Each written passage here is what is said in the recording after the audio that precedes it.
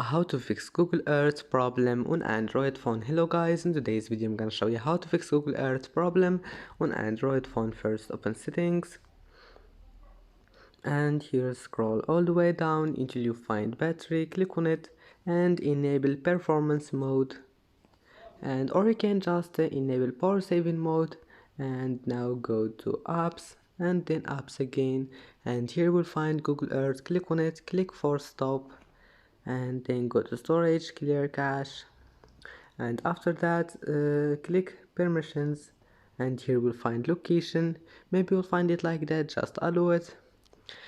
And now just go back and close all the applications in the background and try again, or just restart your phone and try again. And that's it for today's video. If you like this video, please don't forget to like and subscribe, and see you in the next video.